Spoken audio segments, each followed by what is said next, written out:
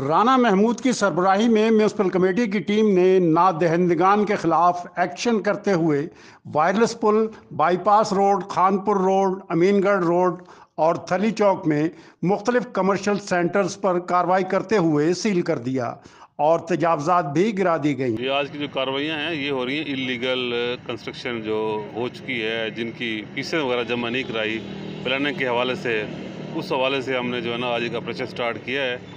پیچھے بھی ہم نے کافی ساری شاپس وغیرہ سیل کی ہیں۔ ان کے کیسز وغیرہ already D P D C سے منظور شدہ ہیں۔ ان لوگ کسی کو 2 مہینے ہو گئے، کسی کو 4 ماہ ہو گئے، انہوں نے اپنی فیسیں وغیرہ جمع نہیں کرائی۔ ان کو کافی سارے ہم نے پہلے نوٹس وغیرہ دیے ہیں لیکن یہ فیسیں جمع نہیں کرا رہی، تو پھر آج جو ہے نا ہم نے ان کو جو ہے نا وہ سیل کر دیا ہے تاکہ وہ آئیں اپنی فیسیں وغیرہ جمع کرائیں اور اپنے کاروبار شروع کریں۔ نقشہ پاس کرائے بغیر تعمیر کی جانے والی دکانوں کے مالکان کو بھی نوٹسز جاری کیے گئے ہیں۔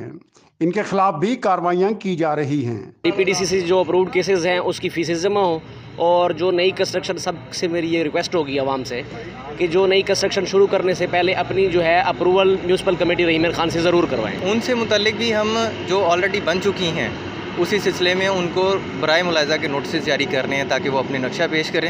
اگر نہیں پیش کر رہے تو پھر اس کے خلاف کارروائی کی جا رہی ہے۔ تھلی چوک میں تجاوزات کے خلاف آپریشن کے دوران میونسپل کمیٹی کی ٹیم کو مزاحمت کا بھی سامنا کرنا پڑا۔